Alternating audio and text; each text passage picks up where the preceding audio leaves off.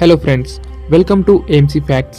Mahabharatam episode 10 ముందు భాగంలో మనం ద్రోణాచార్యుడి శిక్షణ, ఏకలవ్యుడి చరిత్ర అంతా తెలుసుకున్నాం. అయితే ఈ వీడియోలో మరో అద్భుత ఘట్టాన్ని చెప్పుకుందాం. ద్రోణాచార్యుడు శిష్యులకు నేర్పాల్సిన విద్య అంతా నేర్పించాడు. ఓ రోజు భీష్ముని వద్దకు వెళ్ళి, ఓ మహాత్మా, కురు రాకుమారులకు నేను అన్ని నైపుణ్యాలను అందించాను, మీరు కావాలంటే వారిని పరీక్షించవచ్చు అని అన్నాడు. దాంతో భీష్మాది వీరులంతా కురువీరుల యొక్క విద్య ప్రదర్శన చూడాలని ఆశించారు. కురువీరుల అస్త్ర శస్త్రాల ప్రదర్శన గురించి నగరమంతటా పాకింది. అలా కురువీరుల విద్య ప్రదర్శన కోసం రంగస్థలం సిద్ధమై ఉంది. ఉన్నత ఆసనమైన సింహాసనంపై ధృతరాష్ట్రుడు ఇంకా తన భార్యలు కూర్చున్నారు. భీష్మాది వీరుల కోసం కూడా ఉన్నత ఆసనాలు సిద్ధం చేశారు. అలాగే సహజ ప్రజలకు కూడా ఆసనాలు సిద్ధం చేశారు. వారు ఎక్కడ కూర్చున్నా సరే ప్రతి ఒక్కరికి ఆ రంగస్థలం కనిపించేలా ఆ ఆసనములు ఉన్నాయి.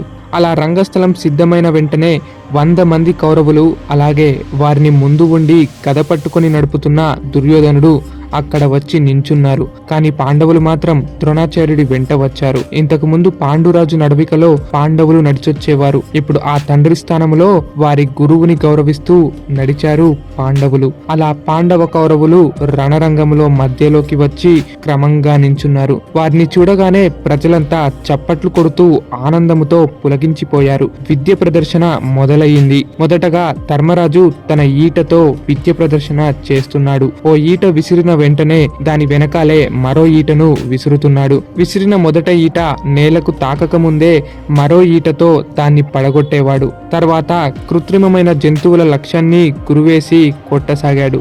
ఇంతకు ముందే చెప్పుకున్నాం, కృత్రిమమైన జంతువులు అంటే చెక్కలతో, చెట్లతో తయారు చేయబడిన జంతువులు అని. అంతేగాని మాట వరుసకు కూడా జీవహింస అనేది చేయరాదు. అలా ధర్మరాజు బల్లెం పట్టుకొని తిప్పసాగాడు. బల్లెము తిప్పటంలో ఆయనను మించిన వాడు మరొకడు లేడు. అందుకే కురుక్షేత్రంలో అదే బల్లెంతో తన మేనమామను చంపగలిగాడు. అయితే అది మనం కురుక్షేత్రంలోనే చెప్పుకుందాంలేండి. అలా ధర్మరాజు తర్వాత ఒక్కొక్కరు వస్తూ వారి విద్యను ప్రదర్శిస్తూ వెళ్లారు. అలా అప్పటిదాకా చిన్న చితక ప్రదర్శనతోనే జనులంతా ఆశ్చర్య ఆనందాలతో నిండిపోయారు. కానీ ఒక్కసారిగా గదా యుద్ధం మొదలవుతోంది అని చప్పుడు వినబడింది. దాంతో జనాలు గట్టిగా శబ్దం చేయసాగారు. ఆహా, ఇంతసేపు దీనికోసమే కదా ఎదురు చూస్తుంది అని కురువీరుల రాకడకు జైజైలు కొడుతున్నారు. భీమ దుర్యోధనులు గద పట్టుకొని రంగంలోకి దిగారు. జయహో భీమ అని ఒకడు, కుమ్మే సుయోధన అని మరొకడు. సింపుల్ గా చెప్పాలంటే ఇండియా పాకిస్తాన్ క్రికెట్ మ్యాచ్ లా మారింది.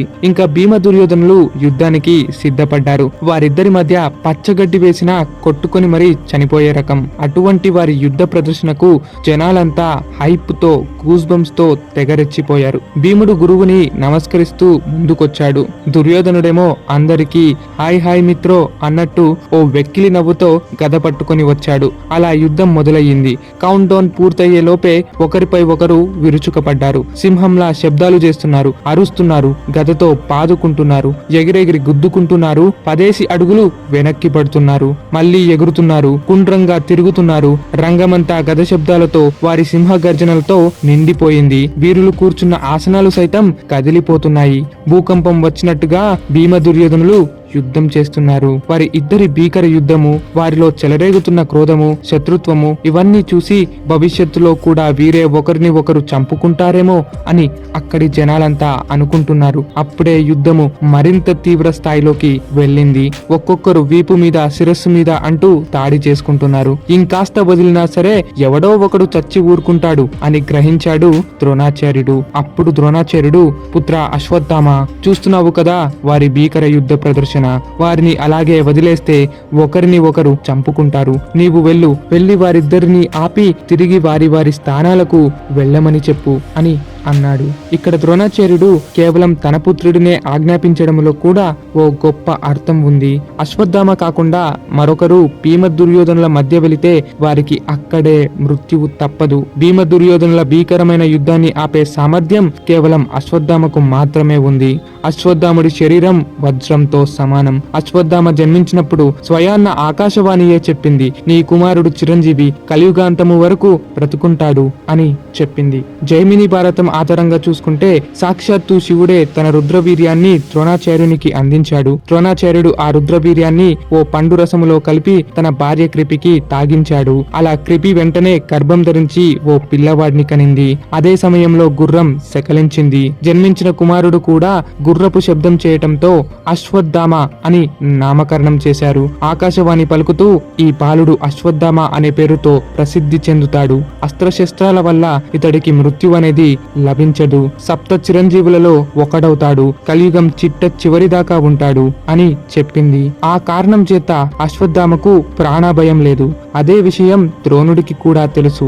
ఆ రకంగా ద్రోణుడు అశ్వత్థామను రణరంగం మధ్యలోకి వెళ్ళమని ఆదేశించాడు. అశ్వత్థాముడు భీమ దుర్యోధనుల మధ్యలోకి వెళ్లి వేగంగా వస్తున్న వారిద్దరి గదలను ఓ పట్టుతో 2 గదలను చేతులతో ఆపేశాడు. మరో యోధుడైతే ఆ పని చెయ్యలేడు. కానీ అశ్వత్థామ మహాబలశాలి కనుక భీమ దుర్యోధనుల గదలను సైతం ఒక్క దెబ్బతో ఆపేశాడు. గురు ద్రోణాచార్యుడి ఆజ్ఞ మేరకు మీ యుద్ధం ఇక్కడితో సమాప్తం అని అన్నాడు అశ్వత్థామ. దాంతో భీమ దుర్యోధనులు ఒకరిని ఒకరు కోపంతో చూసుకుంటూ వెనక్కి తగ్గారు. ఆ తర్వాత ద్రోణాచార్యుడు రంగం మధ్యలోకి వచ్చి, ఓ ప్రజల్లారా, నా ప్రియ శిష్యుడు అర్జునుడు ఈ ప్రపంచం మొత్తంలోనే సాటిలేని విలుకాడు. అత్యంత శ్రేష్ఠ ధనుర్ధారియే అర్జునుడు. ఇప్పుడు తానే విలువిద్యను ప్రదర్శించబోతున్నాడు అని అనగానే అర్జునుడు రంగంలోకి వచ్చి ద్రోణాచార్యుడి పాదాలకు నమస్కరించాడు. ఇంద్రధనస్సును కూడిన మేఘముల నల్లని రూపములో అర్జునుడు చేతుల్లో ధనస్సు పుచ్చుకొని కనబడుతున్నాడు. అర్జునుడిని చూడగానే జనమంతా మురిసిపోతున్నారు. నల్లగా నెమలీక వలె వెలిగిపోతున్నాడు. ఆ రూపము, ఆ తేజస్సు, చేతిలో ఉన్న ధనస్సు అన్ని అద్భుతంగా మెరిసిపోతున్నాయి. జనాలంతా ఆగకుండా చప్పట్లు కొడుతున్నారు. ఆకాశం మారుమోగింది. ఆహా, ఏమి తేజస్సు! సకల అస్త్ర సంపన్నుడు కదా ఈ అర్జునుడు. వీడు కాక మరొక గొప్ప ధనుర్ధారి ఈ లోకంలో ఎవడైనా ఉంటాడా? వీడు ఖచ్చితంగా భరత వంశాన్నే నిలబెడతాడు అని ప్రజలు అనుకున్నారు. ప్రజలు అలా అనుకున్నారో లేక సాక్షాత్తు ఈశ్వరుడే అలా అనిపించాడో తెలియదు గాని చివరిగా ఆ మాటే నిజమై భరత వంశాన్ని నిలబెడతాడు అర్జునుడు. కానీ అది ఇప్పుడు కాదు, ముందు ముందు భవిష్యత్తులో చెప్పుకుందాం. ఆ రకంగా అర్జునుడు రాగానే జనుల ఆశీర్వాదాలు, వారి పొగడ్తలు, ఆనందాలు నిండిపోయాయి. జనాలు అంతగా పొగడటంతో కుంతీదేవి ఎంతో ఆనందించింది. అలాగే జనాల భీకరమైన చప్పట్లు, శబ్దాలు విని హడలిపోయిన ధృతరాష్ట్రుడు, విదురా, ఏమైనది? ప్రజలంతా ఏదేదో శబ్దాలు చేస్తున్నారు. నాకేమీ అర్థం కావట్లేదు. ఎవరొచ్చారు? ఏం జరుగుతుంది అని అడిగాడు. దానికి విదురుడు, అన్నయ్య, ఇప్పుడే అర్జునుడు రంగంలోకి దిగాడు. ప్రజలంతా ఆనంద పాష్పాలు కురిపిస్తున్నారు. ఆహా, ఏమి పొగడ్తలో, ఏమి చప్పట్లో అని అన్నాడు.